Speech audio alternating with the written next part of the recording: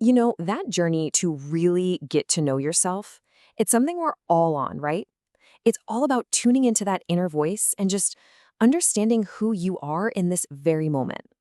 So, in this explainer, we're going to break down a really simple but honestly pretty profound framework to help you do exactly that. I mean, we've all been there, haven't we? That little nagging feeling like, there's more to me than this. Or maybe you have that moment where you realize the person you are today is so different from who you were, say, 5 years ago. Well, that feeling, that's the perfect place to start this whole journey. So, to help us out, we're going to dig into this really straightforward three-part framework from life coach Rahul George.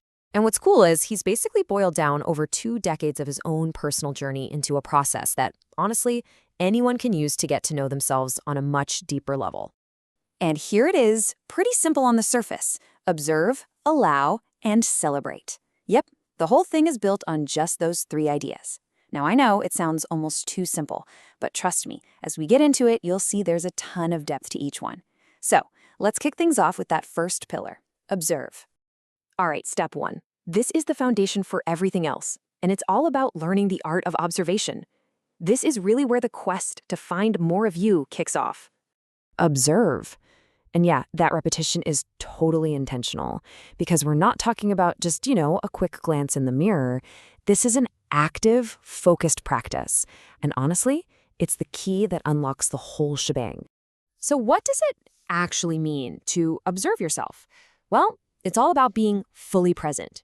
No judging, okay? Just noticing. Like, maybe it's that little spark of excitement you get when a friend brings up going for a hike. Or it could be that knot in your stomach right before you have to speak up in a meeting. It's really just about asking yourself, okay, who am I right in this moment?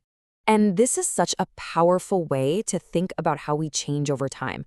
I mean, really think about it for a sec. You are not the same person you were 5 years ago. No way. You've found all these new sides to yourself. And observation, that's the tool that lets you actually see and understand that evolution, instead of just letting it happen on autopilot in the background. Okay, so you're observing. You're basically gathering all this data on who you are. Now we get to what, for a lot of people, is the toughest part of this whole thing, learning to allow. Allow. Just like with observe, this is a really powerful word. And it's not about passive surrender, not at all. Allowing is an active choice you make. It's about consciously making space for everything you've just discovered about yourself. So this part kind of breaks down into a clear progression. First, you just give yourself permission to discover these new truths, right? So maybe you discover, hey, I'm actually way more introverted than I thought. Then, the next step is to let yourself truly recognize that without slapping a good or a bad label on it. And then comes the big one. You allow yourself to accept it, just as it is, no judgment. And this quote just nails the core conflict so many of us have, right? We find some part of ourselves we don't really like, and what's our first instinct? To fight it, to try and get rid of it. But the huge shift here is to just pause and ask, what if instead of fighting it, I just accepted it? That's the moment where the real transformation can actually start. Okay, so after all that hard work of looking inward and the, let's be honest, even harder work of accepting what you find, we finally get to the reward. And this is the really joyful and totally essential final step, celebration. Now, here's the thing. It's so easy to think of celebration as just a fun little bonus at the end, but it's actually framed as the most important part. For real, it's the thing that brings this whole process full circle and, you guessed it, gives you the energy to keep going. Yeah, celebration is way more than just a pat on the back. It's about consciously acknowledging, hey, this is who I am right now. It's about letting yourself have fun, tapping into that good energy. And look, that can be anything.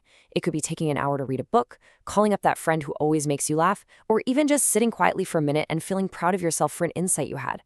That amazing feeling, that's not just the reward, it's the fuel for your very next discovery. And that really brings us to maybe the most important takeaway of all.